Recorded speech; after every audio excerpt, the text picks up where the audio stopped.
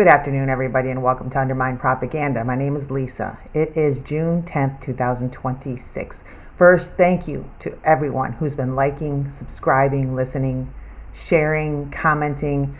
I greatly appreciate it. And really quick, let me go ahead and call out the subscribers that I have the names for. PT0311, David Cordero, Susan Chapman, Hank Roos, Eileen Anithnid. And there are others that I do not have their names. Thank you to you guys as well. Like I said, I greatly appreciate any support at all, any and all support. I feel like I am not completely screaming into the void, and it is a wonderful thing. All right, let's get into it. Last night, big win by Graham Platner in Maine. And I truly believe it is another sign of the times, of changing times. Not fast enough, but for the first time in my lifetime, I feel like there's a true progressive socialist movement here in the United States. We have gone into fascism, and now finally it feels like there's these little seeds of hope that are sprouting. People like Zoran Mamdani, who 5 years ago couldn't even imagine somebody like Mamdani winning on a platform of pro-Palestine, on a platform against Zionism, against funding Israel. Not a hope, not a chance in hell would he have been elected or even come close to being elected. And not only was he elected, he was elected by a landslide. And since he's been elected, what he's doing is proving that the government can work for the people the way it's supposed to. The first time we've seen that in perhaps my lifetime, at least decades and decades. Now we have Graham Platner. We have Al Sayed in Michigan, who is surging in the polls on the same type of platform: universal health care, a living wage, anti-Zionism, arms embargo on Israel, and is not afraid to call it out. And that's the kind of platform that Graham ran on. And they threw everything at him, not just the right. It was a concerted effort of the right and the so-called liberal establishment in media in our country that did everything to try to make him lose. For example, just take a look at this. There was a poll that they did, and when they asked, here, give me 1 second here, move this. Okay, this pollster, Politics and Poll Tracker 2024, ran a poll, and even the pollsters trying to frame questions in a way that made it look like Graham Platner did not have the people's support, and skewed and twisted what the true allegations were against him. This is how the question was worded when voters were informed of Platner's controversies. Rumors allege Graham Platner sexually assaulted multiple women and texted, "I would rape them to show them I'm dominant." Quote, "I would rape them to show them I'm dominant." Unquote. His wife is defending him. Knowing this, who would you vote for in the 2026 Graham Platner? 48.2% for Graham and 40.1% for Susan Collins. Now, just wording that way to try to skew a poll and make it look like Graham does not have the support that he truly does is one way to create a narrative. And Crystal Ball called him out on this too, by the way, or called them out on this too. And they said, well, it was the way Fox News reported it. Well, Fox News skewed the actual allegations. The actual allegations were he texted women when he was married. He was unfaithful. He was unfaithful in his marriage. He has come out, admitted this, apologized for it, admits that he has issues he is working on. Unlike anyone else ever does in politics. No one ever admits that they're wrong. That's part of being in politics. But that's just one example of how they try to create a narrative and destroy people. The New York Times ran a story on him trying to destroy him. The worst thing that they could get was that some of his ex-girlfriends said that they were unsettled by some of his behavior. Now, we got people in Congress, we got people in the presidency that are alleged in the Epstein files, credible allegations, by the way, to have sexually assaulted children, to sex trafficked children, to have murdered children. And this man is unfaithful to his wife, and they think they can use that as a smear. People are waking up. People are waking up. So, needless to say, it did not work. It didn't work. And it was a landslide last night for the primary. Graham Platner secured the primary position, the Democratic position, winning over 74% of the vote. 74% of the vote against Janet Mills, who is an incumbent, the governor right now of Maine.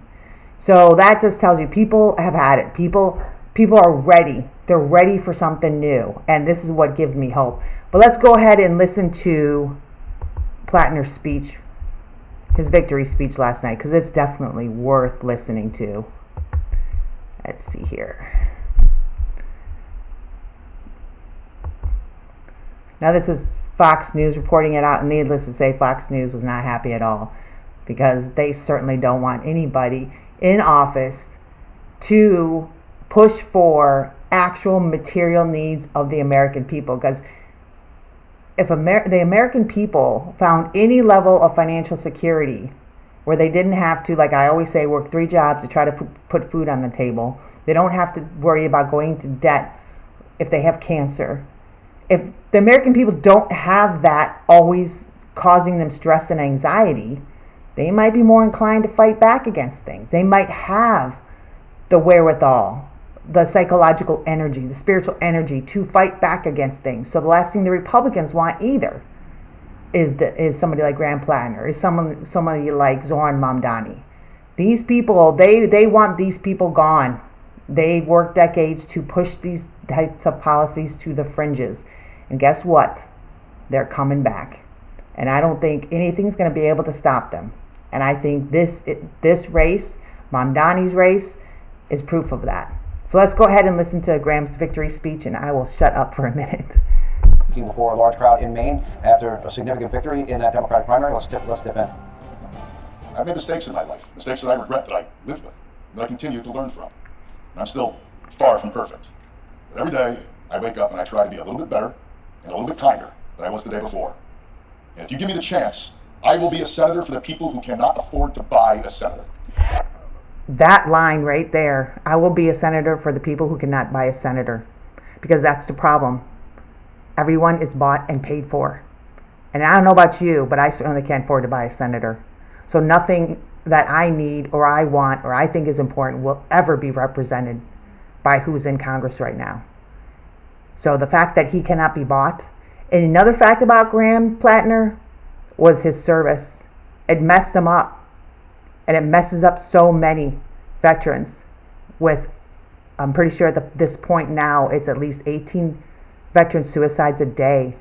We send our young men and our young women into wars, for lies. For lies, we send them into wars. And then they come back home with PTSD. They come home and end up in addictions. And that's something that he talks about. He put out a video about that. He struggled with alcoholism. So he understands the damage that these wars cause. And that's so, so important that we need to understand what we do to people all over the world, what we do to our own people.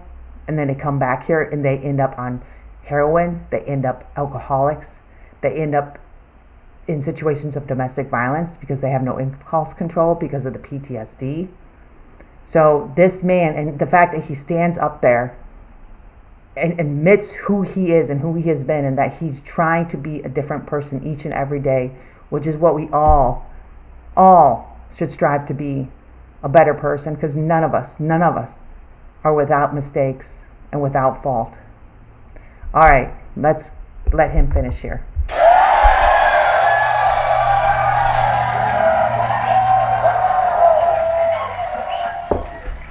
I will stand up for you and against billionaires and greedy corporations. I will serve you, the people of Maine, not some lobbyist or party boss. I will be the champion for your dreams as if it were my own, no matter the challenge or the expense. I will fight for you. I have been willing to die for my country. There is nothing that I will not do for the state of Maine.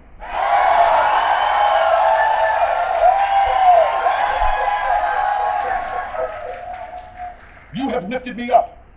You have had my back. This is the state that raised me, and this is the state that saved me. Now, I am not a deeply religious man, and yet I cannot help but think tonight about him. I once was lost, but now I'm found. Found because of the grace of the people of Maine. Grace comes when a tree falls and your neighbor brings over a chainsaw. Grace comes when your truck gives out late at night and someone you've never met stops to help you. Grace comes when you need it most and expect it least, when your parents need a hand and an old friend doesn't hesitate to go shovel the driveway. Or when a teacher, as underpaid as they are, stays late after school, gives up their own precious free time to help a kid who has fallen behind. Grace is not inevitable, but here in Maine, sometimes it feels like it is. And that is something I will never take for granted. It is a mighty gift, and one that I am committed to extending outwards. Maine, I love you. I love this state.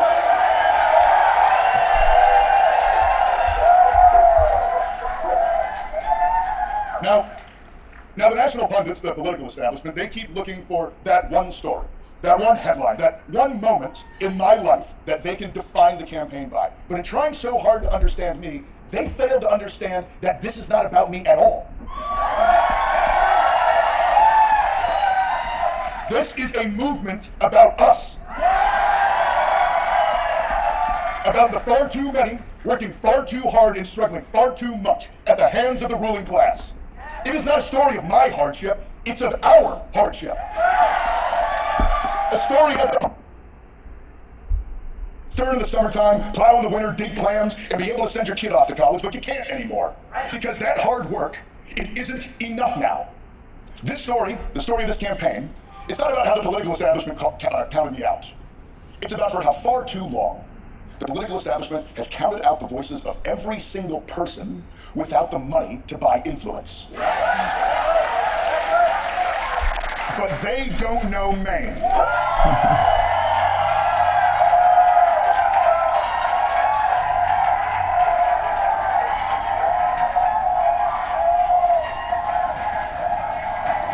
Exactly, it was a Democratic nomination with about 75% of the vote. All right, thanks for watching. Check out my new podcast, Hanging Out.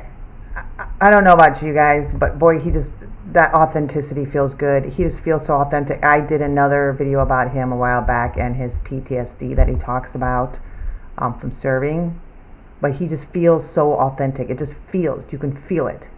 Mamdani is the same way. Abdul Al-Sayed is the same way. These candidates feel real. It isn't the typical, the scripted, evasive, jump around to avoid answering the question politician. And these are our choices. This is our choice. Is it somebody who stands for universal health care, a living wage, against forever wars, against a genocide, against imperialism? It's that, or we're cutting your Social Security because we need more money for war. We're cutting your Social Security, we're cutting your Medicaid, we're cutting your Medicare because we need more to give Israel so that they can keep bombing innocent civilians in Gaza and Lebanon and Iran, and now they're saying Turkey. So those are the choices. This man, Lindsey Graham. This man, Abdul Al-Sayed, or somebody like Randy Fine. These are our choices. Humanity calls us to continue to push for this change and to give voices and give support to the people that are fighting. As hard as it seems, it's like Chris Hedges says, we don't fight fascism because we're going to win. We fight fascists because they're fascists. And that's what this is when people like Graham Platner win. And they're not, the establishment and the Zionists and the oligarchs and the elites are not going to stop. They're going to get more oppressive and more controlling and more propagandizing. Really quick, as an example, there's a story that came out this week showing that They are getting extraordinarily desperate and afraid. And one is by all the stories that they put out against Platner to try to smear him. But here's another example. And shout out to Nick Cleveland Stout, who posted this on X, I believe it was just yesterday. The Israeli government has hired Daniel Rosenberg, the producer of Spike Lee's Inside Man, on a $900,000 contract to produce pro-Israel social media content to influence, quote, influence the U.S. public.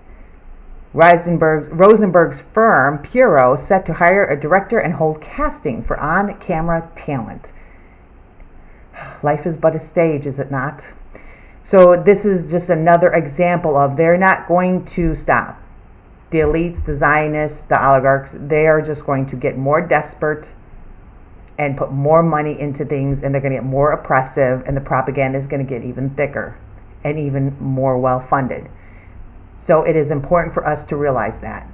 So when there's someone like Graham Platner or like Mamdani or like Abdullah Al-Sayed in Michigan, and accusations start coming out against people that are running on a platform, a legitimate, authentic platform of universal health care, of ending forever wars, of ending support to Israel, of pro-Palestine, when the smears start coming out, we need to be very careful to really look into it and see, are these true accusations?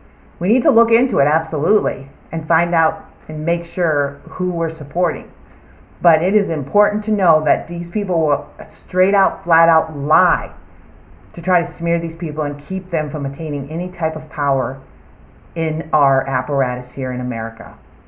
So I just want to do a hopeful video today, because I do a lot, because there's a lot of darkness, like I say that often. But this is just positive little seeds of hope that little by little, maybe we can have a better life here and around the world. Maybe people are starting to understand there is a better way for humanity to live and to exist. All right, guys. Thank you. Anybody that listened, please let me know if there's anything that you found interesting or valuable. Comment. It is free to subscribe. Share it if you feel the urge. And importantly, please find some peace in the rest of your day. Thank you so much, everybody. We'll talk to you guys later. Bye.